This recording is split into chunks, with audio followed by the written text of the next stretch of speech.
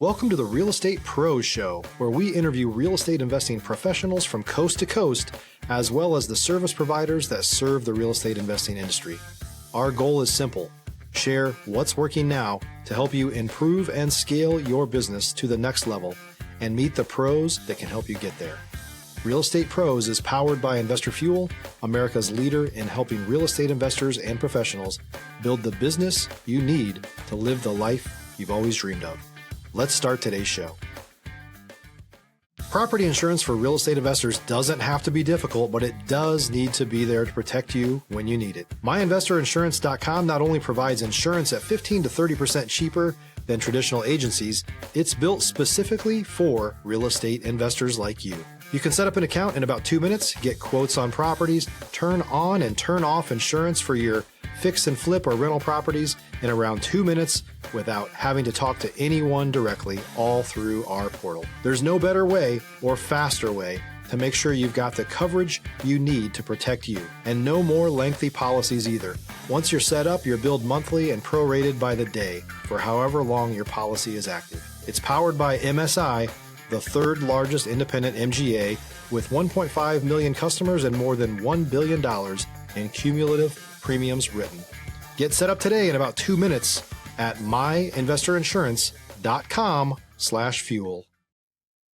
Hey folks, welcome back to the show. I'm your host, Dylan Silver, and today on the show we have Daniel Baltazar, who is a single-family investor, real estate entrepreneur. Daniel, welcome to the show. Very nice to meet you, Dylan. Thank you for having me on. Absolutely. You know, I didn't even ask you before we started. Where in the country are you based out of? I'm in Illinois, northern Illinois, a little Okay, outside of Chicago. I've had maybe 2 guests from that area, and I always say this because I lived in Boston for 6 years. Chicago and Illinois is maybe the coldest place in the country outside of Alaska. It is brutal, but thanks to global warming, these last few winters have not been as bad as what I'm used to remembering. Do you remember, Daniel, I want to say it was 2015 time frame, there was this internet phase happening. Is this the movie The Day After Tomorrow, or is this just Chicago? I don't recall the meme, but I know the feeling.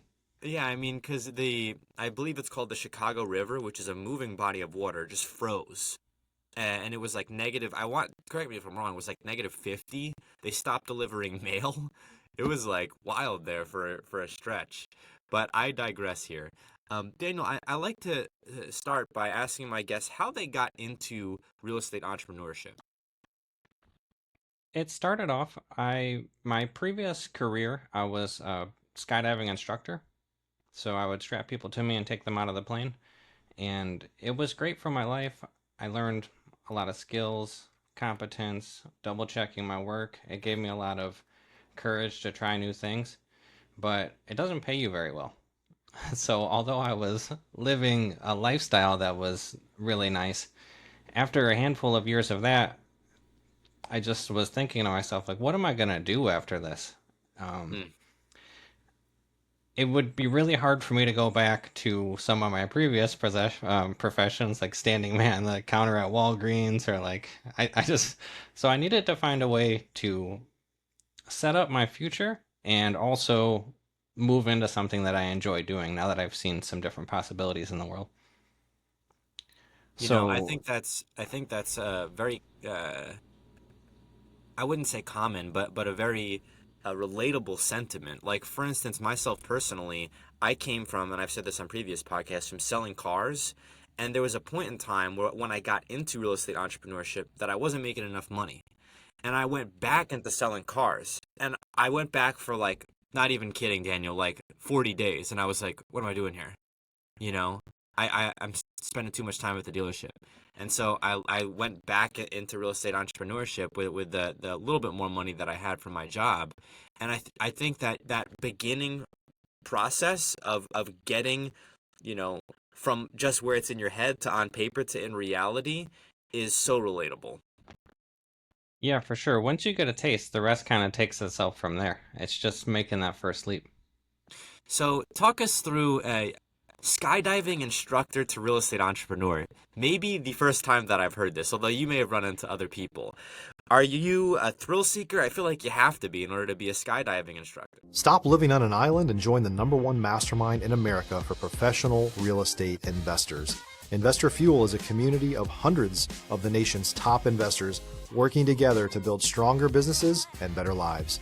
In addition to the amazing community of real estate investors acting as a board of advisors for one another, Investor Fuel members have access to 100% funding on purchase and repairs for our members only, a health insurance program, and benefits and discounts that more than pays for the membership of most of our members, meaning it's actually costing you money to not be a member of Investor Fuel. If you're looking to scale your business and build a business that allows you to live the life of your dreams, please visit investorfuel.com today and book a call with our team.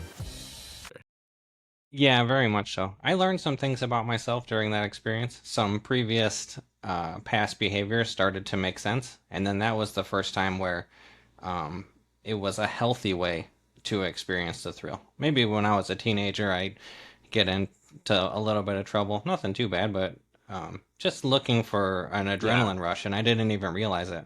You can see I have some tattoos. But then I finally found something where it's like I can get paid for it. It's constructive. Nobody's upset with me. And I really learned quite a bit about myself at that time. Do you remember your first deal or your first couple deals? Very much so. Actually, in the skydiving community, because it costs so much money, there's kind of two routes. You either work in the industry or you have money and you do it for fun. So there's doctors, lawyers, real estate investors. And I had been getting advice from people a handful of times, like, you should really just dabble in this to set your future up. And I don't have the time. That's too much work. It's not for me.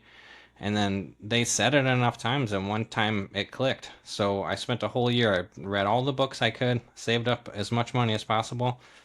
And in the winter, we have downtime. So I was like, I have this 3 months. I'm going to make this happen right now. Whatever money I have, I'm going to find a deal, and I'm just going to jump into it. And I found my first single family house. Wow. So that turned into a long-term rental? Yeah. Okay. So when you're going about this first investigatory phase, right, you're educating yourself. It sounds like you're getting the education from the job. Is that right? Because you're getting these high-level people who are coming there skydiving. You're the instructor, so you're chopping it up with them, picking their brain, and you're realizing this is both an education and a job for me. So much. Not only the connections, getting sent in the right direction, but also I did maintenance at the facility to help me push me forward while I was learning to be an instructor.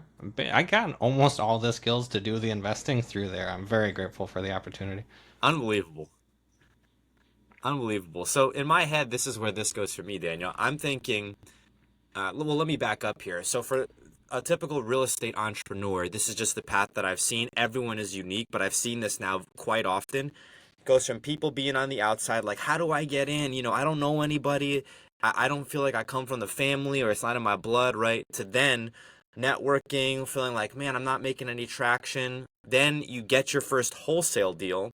Then you do fix and flip, short-term or mid-term or long-term rental. And I've been seeing this a lot now, Daniel. Now people, hard money lending, note buying. I even saw second position distressed lien acquisition. So and then commercial, of course. I've talked to two people who develop and sell hospitals. Incredible work, right? Wow, I bet you learn a lot being the host from this show. Gotta give you some great ideas. I tell people this. I want to open an MRI imaging center now. So if anybody knows, how to do this, let's talk about it. But I digress. And so for me and for a lot of other people, having to seek out that knowledge is very tedious and hard, because you go so many different places, especially when I was getting in. I got in initially just thinking about real estate probably around 2022, right? But it wasn't until later part of 2023 where I actually did anything about it, so to speak, right? For you had these people coming to you and coming to you and coming to you, and it was just a matter of talking to them, which they probably wanted to do anyhow because they're about to jump out of a perfectly good plane. Yeah, you get nervous and you start talking. So talk us through that, because for me, On a logistical level, I can tell you in my personal experience, I was at Nissan selling cars. I'm online Googling, right, how to be a real estate investor. And I initially might have paid for a course. It was a low level. It was like $100, $200. I ended up going to a couple meetups.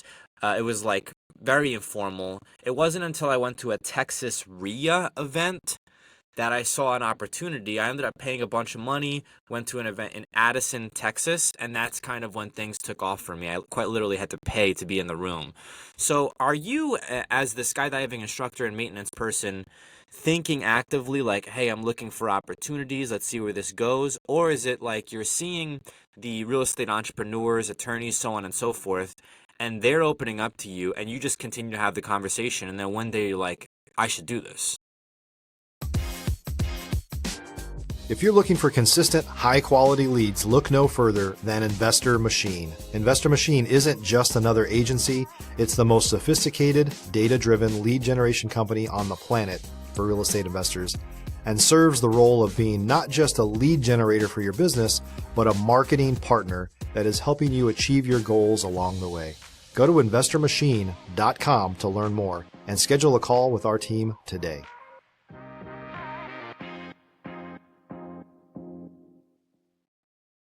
It clicked when I I seek adrenaline and also I seek progress.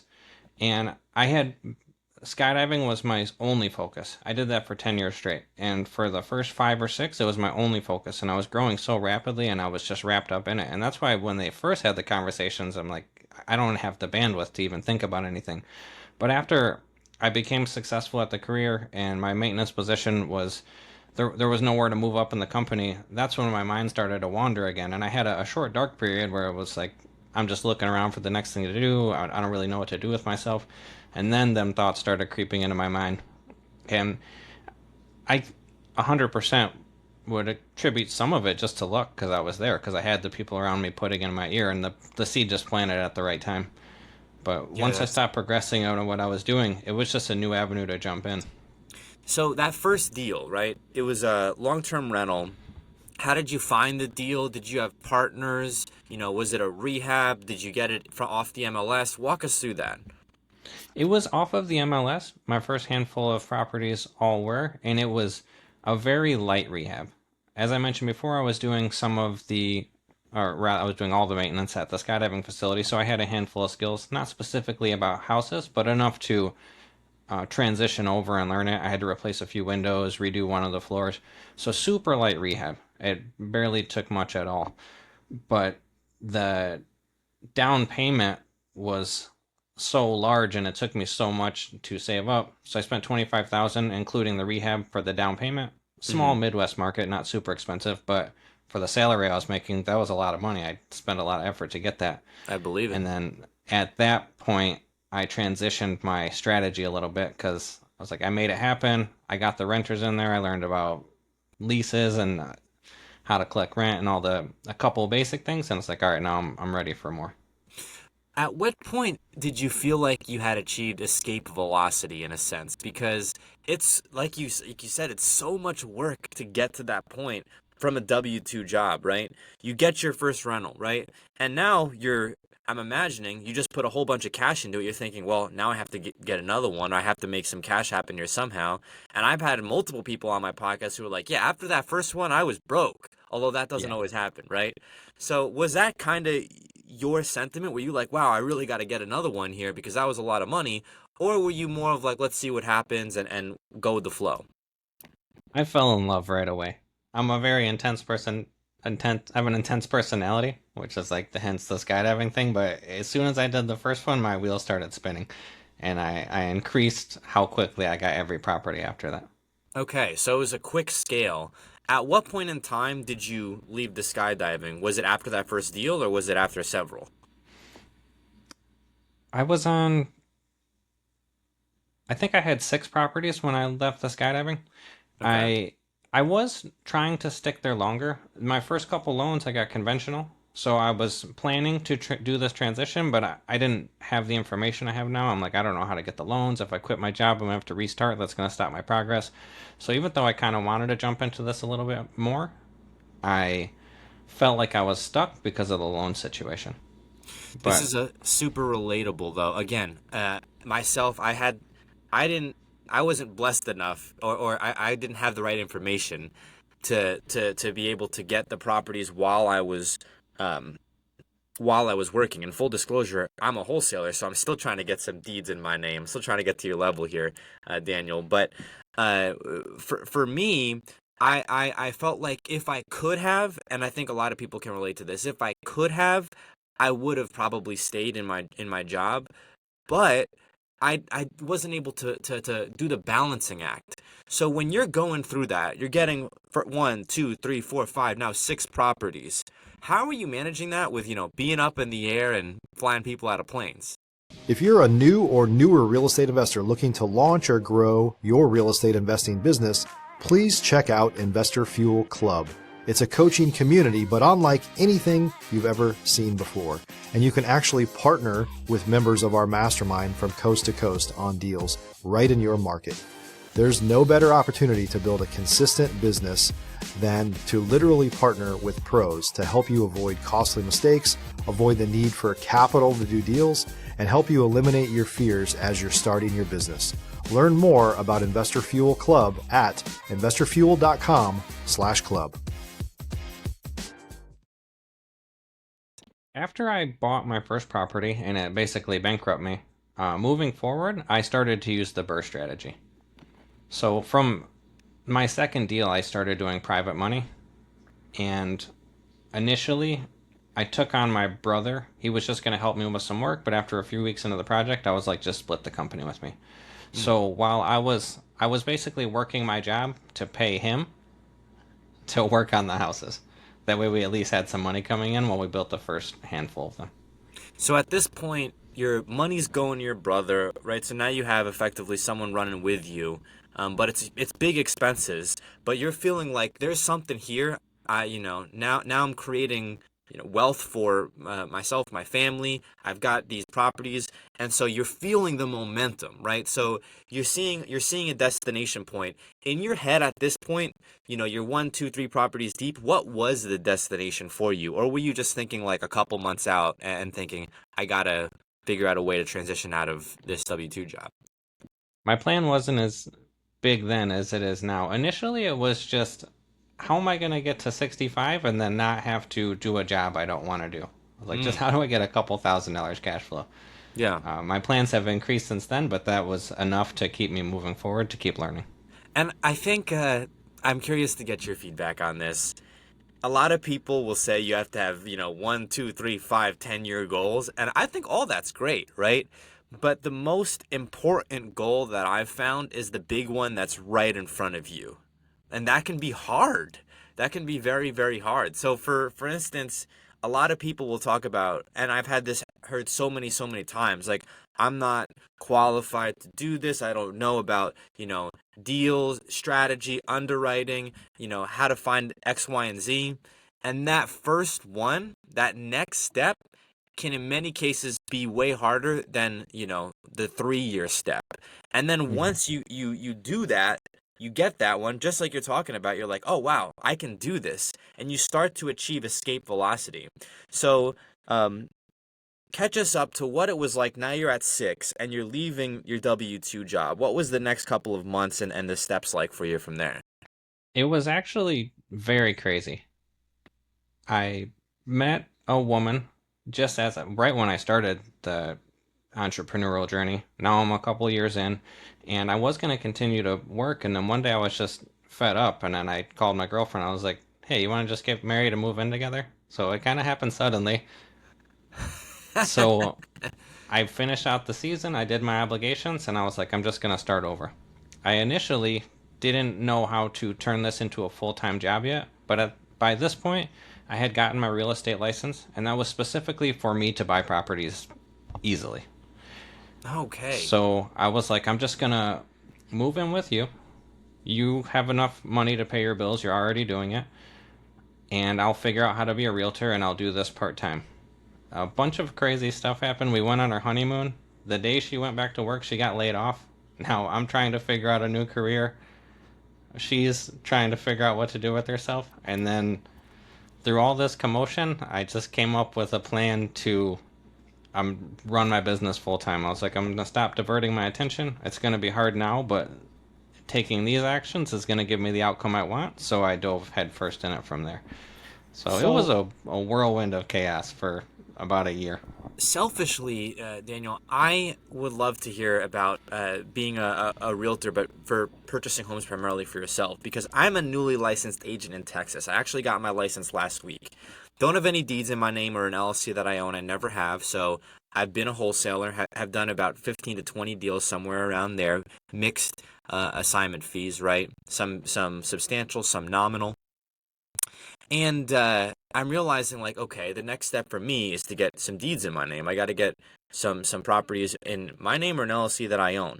And so I got the license, but I'm not overwhelmingly passionate about, listing homes and representing, residential buyers. I may do that. That may fall into my lap, but my real passion is let's use this license to network with investors and to acquire potentially distressed property and to flip it, either short-term rental, mid-term, long-term, or fix and flip. What would be your advice, selfishly, Daniel, to someone in my shoes who just got their license and wants to use it for that? I feel very much like you. If you want to be a realtor, I know that I've succeeded at things before, and I know the level of effort it takes. And to be a good realtor, it takes a lot of effort, and especially up front. So I spent like 4 or 6 months just showing people houses and getting ghosted. So I'm just spending money on ads.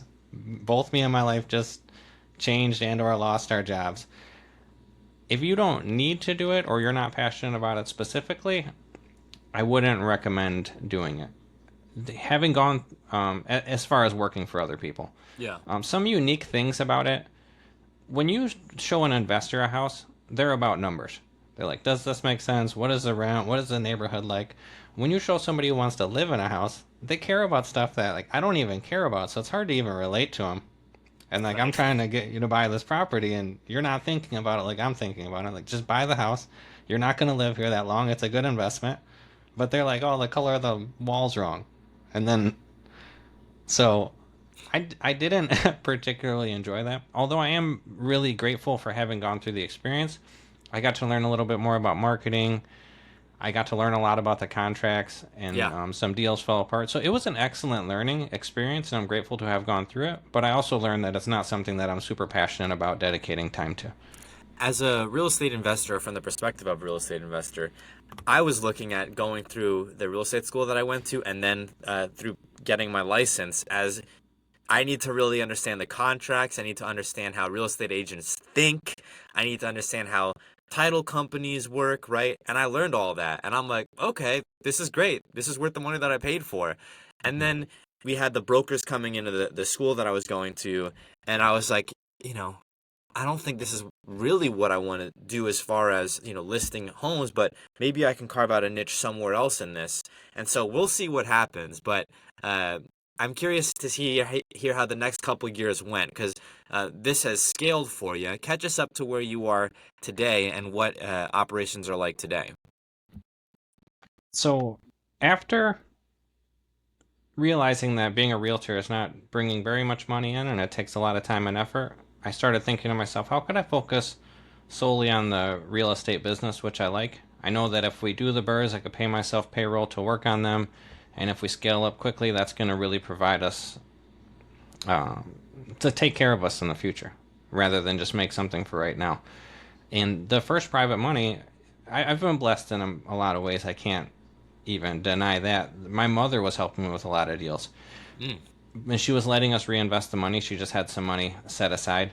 But with the seasoning periods and things like that, we couldn't do very many properties because she was the only one giving us money. And then I was like, what if there's just more people who will do that for me? Yeah. I actually heard somebody mention something on a podcast. So I took all the deals that I had done, I threw them on a Canva presentation, and I broke down, I want to raise money.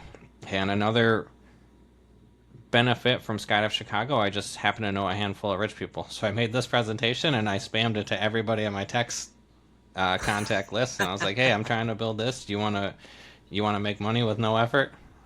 So we started to build some traction with that, and I've modified the way that I raise money to try to get people to give me more. But for a while now, this is all we do is go from house to house, continuing the version. The capital raising, right? Raising money is such a interesting topic. It is so deeply interesting to me because I was talking to a guy who was on the podcast who was from Wall Street. Not a real estate guy, he was a Wall Street guy. And so he talked about raising money on Wall Street. He ended up being approached, I believe, by a client of his, although it might not have been, who was a real estate guy, and he said to him, "Hey, you're really good at raising money. Why don't you just raise money in real estate?" And the guy was like, "Well, I don't know anything about real estate." He's like, "That's fine. I know the real estate. You're good at raising money. Let's figure something out." And he said he blew him off. But it ended up being his career after they came together. And I asked him, I was like, "Man, this might have been on the podcast or might have been after the podcast." I was like, "Man, how do you raise money in real estate?" And his advice to me was remarkably simple. Remarkably simple. He said, "Tell everybody what it is that you do." I'm like, "Everybody?" He's like, "Everybody." I'm like, "But what if they don't? What if they're upset by that? Like I'm asking them for money." Like it felt weird to me, you know? And he's like, "No, you're looking at it all wrong." He's like, "You have either your life right now or you have your life with some discomfort and you're just asking people for money. But also they get a return on it. So if it's weird in amount, that's okay. But do you want the future or do you want what you're living in right now?" And I was like, And so this is like a week and a half ago. This has totally changed my perspective on things. Totally. So did you go through a similar shift in any way with as far as capital raising and kind of opening your mind and seeing what the potential was there? Yeah, it was always a little bit weird. And a couple things that you hinted on, I had gotten the advice a couple years earlier to start a Facebook group, which I don't really like putting so much stuff on social media. It's not like a passion of mine, so it was awkward and weird for me to do. But that started people, like now I have a history. Everybody knows that I flip houses. They know that I've done it successfully. So I've gotten the experience. Many of the people that I know, I have a good reputation from just being a hard worker, and that actually went a long way. I think a lot of the people who invest in me, they don't really care what I'm doing. Everybody just knows that I'm gonna continue to work to figure it out. And there's mindset shift beliefs that have happened now, but one of the biggest things was I was in a situation where I had to make something happen. Necessity is the mother of all change. Amen. But now that I'm on the other side of it, much like you said, when I created the presentation, I broke down, here's all the ways you can make money without doing any work. And I'm going to give you more than that. So if you believe that this is true, then it's the best place to put your money. Because the option, like it was at the time, CDs were historically high, and there was even the stock market. Like no matter where you put your money, without doing any work, because you can invest it and create more. But if you just have money and it's sitting somewhere, then I'll offer you the best return you can get. And that's how I tried to spin it. Wow, so you were competing against historically high markets. So it wasn't easy, right? But you were able to compete. And then at that point in time, you raised some money. This is probably, correct me if I'm wrong, Daniel, but this is probably another proof of concept, just like getting that first flip was. Now you're like, whoa, I'm raising capital.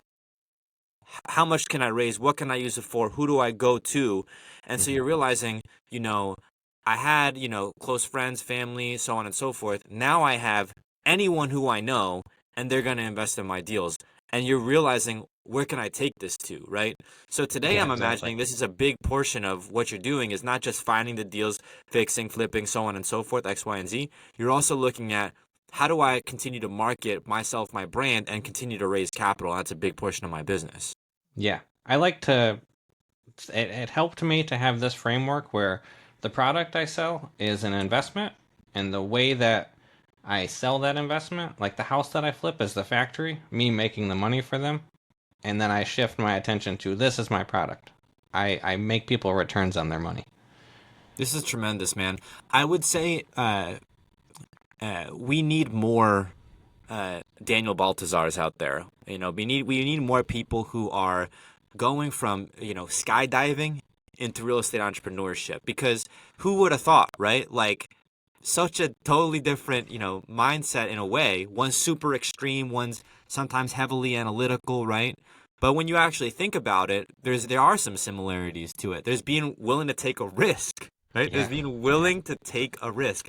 Quite literally put yourself out there, whether you're jumping out of a plane or whether you're trying to raise capital. Like these acts, I know this is maybe sounding like a big analogy here, but they require courage, right? So you really have to put yourself out there, and you really have to, reflect in a way and say, do I really want to jump out of this plane? Do I really want to go and make this my full-time career and raise capital, so on and so forth? And you've done it. So kudos to you on your success, man. And are you doing any coaching? Do you ever get people coming up to you saying, hey, how do I do what you're doing? I'm a skydiving instructor. I'm trying, actually. This morning before we got on the call, I was trying to set up the Facebook ads, which is another learning curve for me. That was very stressful. But I'm launching a Mastermind membership similar to what you have in my local market. Awesome, So man. I just launched that today, and I'm waiting to see how that goes. I've got in some of the insurance that I work with, the lenders that I work with, and a handful of other I don't know the exact word, vendors that I'm working with to offer to do education for the group, because I pitched to them like, hey, if I could bring you 20 people that are like me, good attitudes, I'll make sure that they're doing their part on time. They're like, yeah, we'll happy to educate them. So I'm trying to get that to go. I feel very much like I want a group of people that are similar to me, and trying to be a leader in that so we can all grow together. Tremendous stuff, man. We are coming up on time here. Where can people go to get a hold of you, Daniel? On my Facebook at Baltazar Rentals, Instagram, and I just launched a website, brrealestateenterprises.com, and that has links to my social, some of the work that I've done, things like that. Very cool. Daniel, thank you so much for coming on. Yeah, it was a pleasure. Good morning.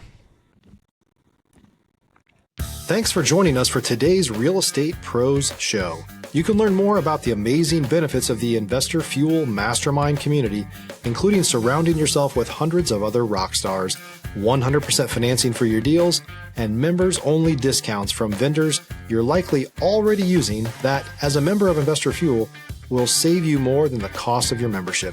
Visit investorfuel.com to learn more. If you're interested in joining us as a guest of this show, please visit investorfuel.com/pros to apply.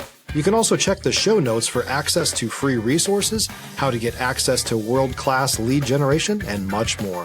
Don't forget to subscribe so you never miss another episode. Have a great day. We'll see you on the next show.